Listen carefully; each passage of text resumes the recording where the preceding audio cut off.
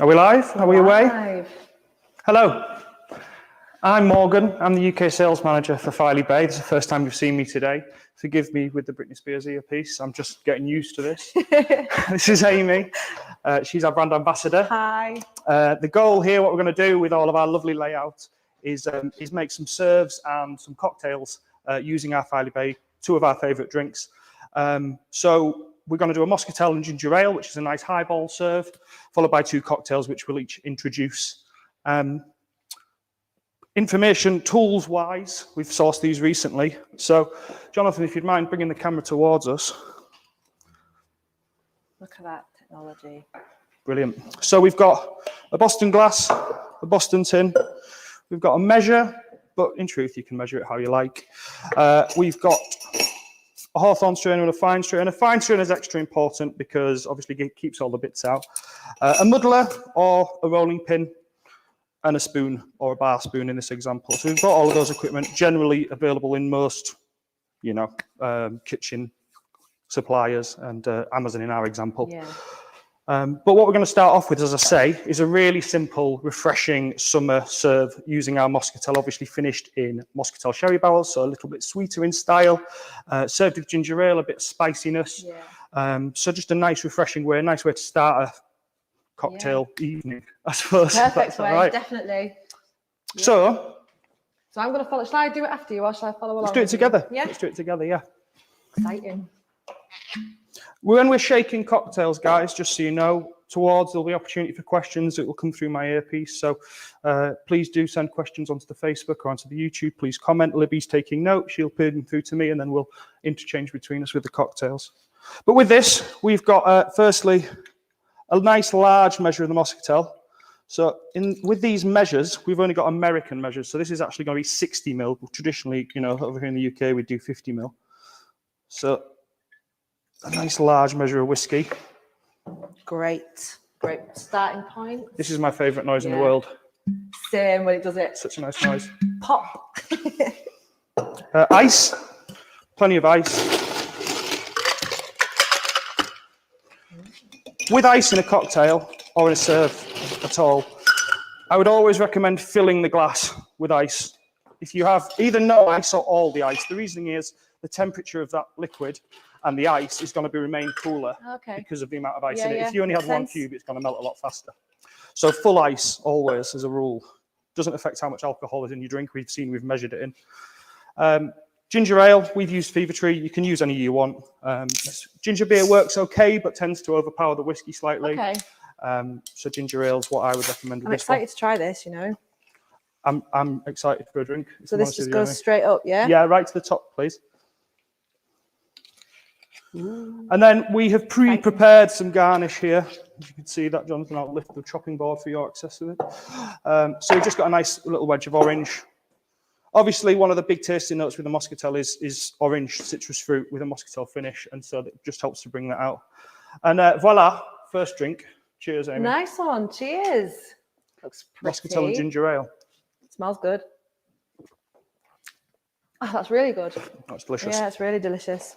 Really, that sweetness with the ginger is really good. Spicy yeah, ginger ale. Really nice. Love There's it. a bit of a hoo-ha as a subject as we drink our Muscatel. Yeah, absolutely. With cocktails in single malt. In fact, when I mentioned it to Eddie, there was a slight, how would you describe it? Hesitance. Kind of a hesitance. He kind of didn't want to say no, not at all. For me, although we've put a lot of time and energy into making this whiskey taste as it tastes through maturation, the things we've learned about today, and distillation, the things, in my opinion, if you're buying our whiskey, you should drink it how you like it. If you want to drink it straight, drink it straight. If you want to stir it down with some Angostura bitters and some brown sugar and orange peel and make an old-fashioned out of it, do that. If you want to shake it, indeed, as we're about to with lemon juice and honey and sugar and things, do that too. Definitely. But please also enjoy it, basically in any way you like. I think the goal is definitely, however you enjoy drinking it, I think is the way forward. Yeah, I think there's a sobriety in good sometimes. With there can be, I think, definitely, especially where cocktails are concerned. But I think it's perfectly okay, especially if you wanting to try something a little bit different with it. And try new flavors. I think it's always good to experiment with a few things for sure. That's delicious. Good, isn't it? Yeah, really good. So shall I show you what I like? Please. Shall I show you the one I want to do? Okay, so what I'm going to do is called a Penicillium. Sounds a bit weird. Why is it called a penicillin? So, due to the ingredients is why it's called penicillin. So basically what goes into the penicillin, we're going to use a honey syrup. We've got some ginger in there. We've also got a little bit of lemon juice. So ginger, yeah, basically honey and lemon are inherently something you would associate with, you know, when you're feeling a little bit ill, you will have a hot, you know, warm honey and lemon kind of drink, you know, that will soothe those. So penicillin, as you know, is an antibiotic. So you can see the... I suppose there's that medicinal yes, with peated whiskies as well. You know, like your Lafroigs or your Taliscas. Yeah, absolutely, you know. So that works quite nicely. Yeah, the stronger ones tend to give you the more sort of medicinal flavours. So the first thing what I'm going to do is muddle some ginger. That's for the base of... So we've got a question early doors, Amy. You're already sparking the interest. Why is this your favourite cocktail? Oh, that's a really good question. So the reason I like this is because it has kind of... So the history of this drink. So this started in America by an Australian bartender in sort of early 2000s, sort of 2005, 2006. Nice. And he was from... like I said, Australia, and he was in a New York bar. So basically what I'm doing is I'm just muddling the ginger there. You don't have to use one of these fancy tools like Morgan said. You can use a rolling pin. A rolling pin, or you could even grate it, I guess. Yeah. So this drink, he traditionally used a blended whiskey for this. Now, the reason this is my favourite is because this was a very good secret that was kept by those bartenders for a good year in America, and was one of those that was only asked for by other bartenders. And it kind of ended up on other menus, and you knew. Yeah, absolutely. And it was the kind of cocktail that it's really hard to do two things at once. I'm not going to lie, it's really difficult. Yeah.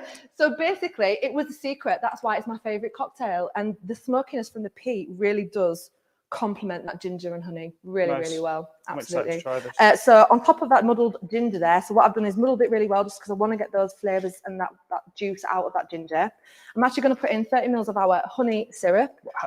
Yeah, so, sorry. Right, okay, so this is basically like a simple syrup. So what you do is you would basically get equal parts sugar to water, heat that up, let it cool down, voila, you've got your simple syrup. This has got an equal part of honey added to that as well. So simple syrup's this one, right? Yep, so that's the see-through one. This one, like I say, has just got that extra addition of honey. Okay, so I'm just going to add 30 mils of that into our ginger. On top of that, I'm going to do 30 mils of lemon juice. As pressed by? Myself this morning. Here's some I prepared earlier, which tends to be the theme of today. It's very Saturday. Isn't it, right? And then, so traditionally you would use a blended whiskey for the base of this cocktail, and then use a whiskey from Islay, so a peated whiskey from Islay was like a float, so that you do get that smoke coming through there. But since we have a beautiful peat finish, I have decided just to use a peat finish completely in this one. So we're actually going in with 60 mils of this. It's good.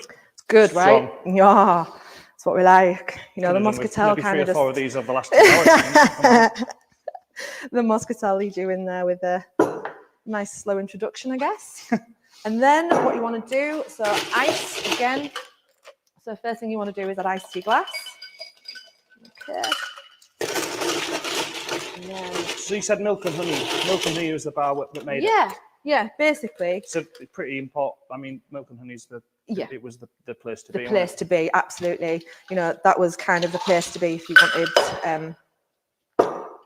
What I learnt about this cocktail was that, same as mine actually, it's an IBA registered, so it's International Bartender Association registered. Cool. So what we're doing actually is against what we're told to do. Well, as is the case in Yorkshire, you know. Yeah, let's tell the rules a little bit, yeah.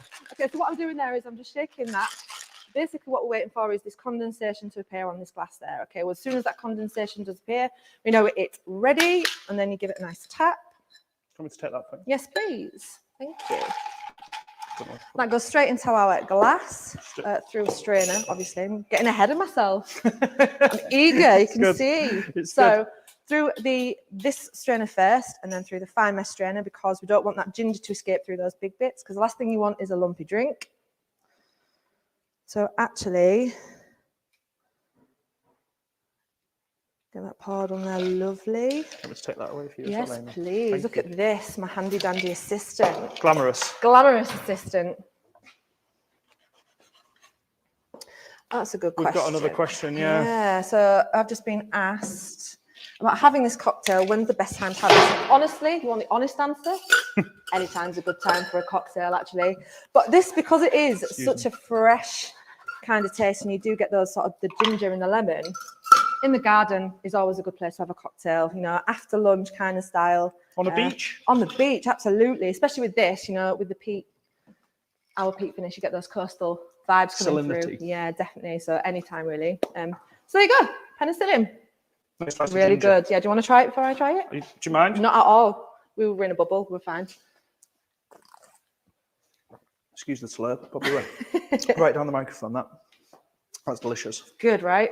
Yeah. Yeah, really it's good. really good. I think the smoky peat comes through more, and I think the ginger brings that through well. Yeah, and you can see why it's called a penicillin. Yeah, absolutely. See, that's exactly why it's called a penicillin. I saw that. Saw that. So that is my favourite there, the penicillin. What did you think? Honestly, you like it? Could you drink that at any time? Then when would you prefer to drink that cocktail? I think your answer was perfect. If I'm honest, any time of day. I think Absolutely. if I was eating, I think with peated style with smokier whiskies, I'd always recommend them at the end of whatever you're I would eating, definitely agree. I mean, if you are going for something that's kind of like you're going for an all-nighter with your friends or whatever, definitely peat to finish. 100%. Equally though, in one breath I think peated at the end of a meal, but in the other breath I actually think the refreshing citrus nature of that makes it quite palate start of the meal, which kind of brings me on to mine because that's similar. Excellent. I'm excited. Yeah, excited. So, spoilt for choice here with my drink. Yeah, I know. So my drink is called a New York Sour. And I like it. It's got not a lot to do with New York. I was going to say, so why is it called a New York Sour then? Is this... Well, it's as though we scripted this, isn't it? It is, isn't it? Look at us bouncing off each other. It's great. Well, the first record of the name New York Sour was in 1850. Okay. But actually, the recipe didn't come about until 1880 odd in Jerry Thomas's cocktail guide. Right. Traditionally calls for bourbon, but it was originally not called a continental sour or a claret, red wine claret snap. I like it. And then the name New York just came in. No real relation. I don't know if it was championed in New York, but its first recorded usage was in Chicago of all places. Oh wow! So that's it's traditionally a bourbon cocktail. Again, sorry, International Bartenders Association, we're just ignoring you. We're doing it with our single malt, of course. All of the Filey beer range, with the exception of the Yorkshire Days, are first aged in bourbon barrels, so they do have that sweet vanilla creaminess. And so bourbon-style cocktails, Manhattans, Old Fashions, they work well with our single malt, with a slightly more interesting single malt palate. In this example, we're basically going to make a sour, which is, you could do a sour with anything. It's lemon, sugar, egg white, which I'll talk about. Sugar syrup, is that, or sugar? Sugar syrup. Sugar syrup. Or sugar, in truth. You might just get a bit of bite with the sugar. Okay. Bit of extra texture, I guess. Yeah. But the difference with the New York Sour and a classic whiskey sour is it's got a red wine float at the end. And obviously, using our STR finish, which is aged in STR Rioja barrels, finished in STR Rioja barrels, I should say, they tie in really nicely. Hence, I thought this would be a good drink for us all. Sounds good. So, come on then. Now's my point to drop something. I can be your glamorous assistant. You are glamorous indeed. STR Rioja finished Filey Bay. So we're doing 60 ml again, nice and boozy. Perfect. That's what you want for a Saturday afternoon. Definitely. And while we're on with sours, as this kind of ratio, I've done these a little sweeter in mine because I've got a sweet tooth, but the ratio of 2 parts booze, 1 part lemon, half part sugar is a pretty traditional thing. So you can do it with anything. You could try it with anything else in the Filey Bay range, or indeed cognac. You know, bourbon sour is a good thing, and amaretto sour is a good thing at Christmas too. Oh yeah, sure. So we've got the whiskey in there. Move my cloth. Lemon juice next. Again. That lovely colour on there. The STR. Yeah, beautiful. Interesting that I chose the pink cocktail. Isn't it? I know. Well, it suits you, Morgan, honestly. Pink definitely suits you, sir. Definitely. And then, so what I've done, lemon juice, 30 ml, slightly less sugar syrup, about 25 ml, but, you know, you can kind of... Sure, play around with it, definitely. It's an excuse there to drink more cocktails, isn't it? Egg white. Yes, I was going to ask you about this. So why the egg white? What do you actually do? What's the purpose of it? So the purpose of an egg white in a cocktail is like meringue. It aerates the drink. It gives it a foamy, creamy texture. It's ace with sours, but it's a textural thing. Sure. Of course, if you're vegan, don't touch it. If you're pregnant, probably avoid it too. So what would you use instead of then? Chickpea juice. Oh, okay. Yeah, I learnt this recently. There's a bar and restaurant in Leeds called Eat Your Greens who everything they do is they have vegan option and they use chickpea juice. So if you get a can of chickpeas, the liquid that it's stored in works in the same way because it's got that texture. Oh, wicked, okay. But we're going to do an egg white because I've got one. Absolutely. This is where I do my utmost to avoid the yolk going in. I feel like some music. A little bit of egg white. What I might do, just to save myself embarrassment. Do you want to borrow my strainer? I'll use your jigger, please. Oh, okay, yeah, good idea. There you go. This is risky business. And then we've got a little bit, there we go. Perfect. That's there. Don't touch that. So egg white. Yeah, job well done. Lovely saying here. Thank you very much, Liz.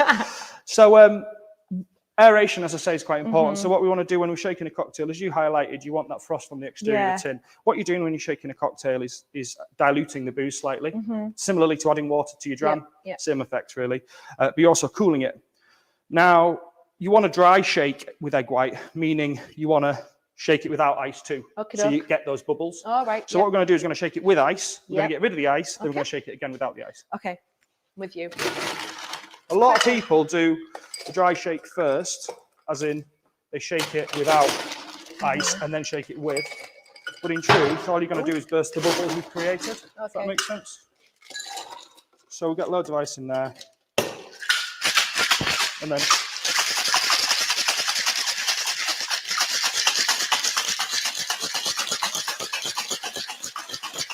Okay, so we have just had a question in there, Morgan. So these recipes for these cocktails, is there any way people at home who are actually watching this are going to be able to get hold of these recipes at any point? Yes. Yeah.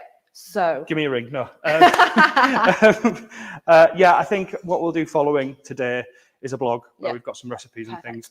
And without putting words in our mouths as a distillery, I think over time, as we get more feature and you do more things with the on-trade bars and restaurants, we'll hopefully see more serves and cocktails of Filey Bay everywhere. Sounds good.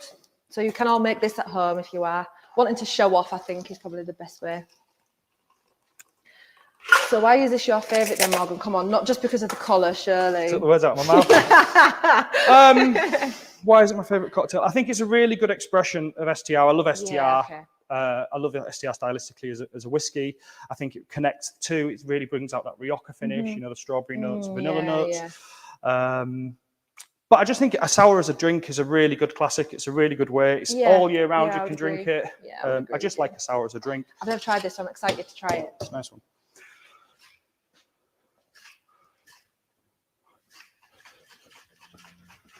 So, as I say, we're shaking it dry because we want to aerate that egg white. Let's see. And then you get a nice foam. So we get rid of that. And then again, through the fine strainer, you see the texture of it. Yeah, that looks lovely. Now you want to leave just a little window like that, because what we're next going to do, Messi, thank you, is a red wine float. So the idea of this, and it's going to go wrong, but the idea is the red wine separates from the sour. But really, I wouldn't add too much because you want to overpower the whiskey. We're talking maybe 15 ml max, really. Makes sense, yeah. Drink the rest of the bottle. Absolutely. So for the back of the spoon, you pour the red wine in. Oh, look at that. Just a little bit. There you go. Lovely. So pretty.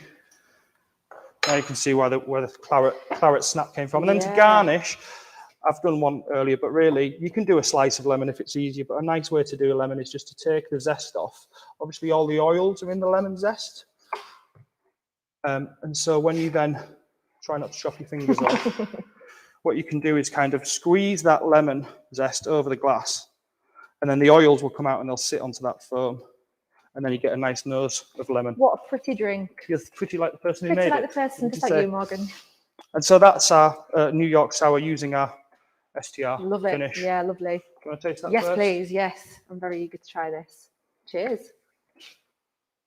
Oh, yeah, to round up. Oh, really good. Good? Really good. Can I try it? No. To round up with the drinks, do feel free to mix anything we make. You know, we have put a lot of energy into making it taste as it tastes, but that doesn't mean it's not mixable. Yeah, definitely. There's other recipes, there's other things you can do, but this is just a nice way to talk about. Into it, absolutely. Yeah, it's a nice introduction to using, you know, what you have at home in a cocktail. What are we doing next, Amy? What's the next thing? Well, I mean, I think the guys have got something planned. to do. Yeah, definitely. I mean, there's a woman in whiskey. Yep. So we are with the Swedish whiskey girl, Moa. Moa. We like Moa. That's with Moa, myself, Libby, and Jenny. That's next. So yeah, stay tuned if you are still with us and have not. Yeah, perfect. Thanks for your time, everyone. Thanks for listening to us waffle about yeah, cocktails. absolutely. Get sticky.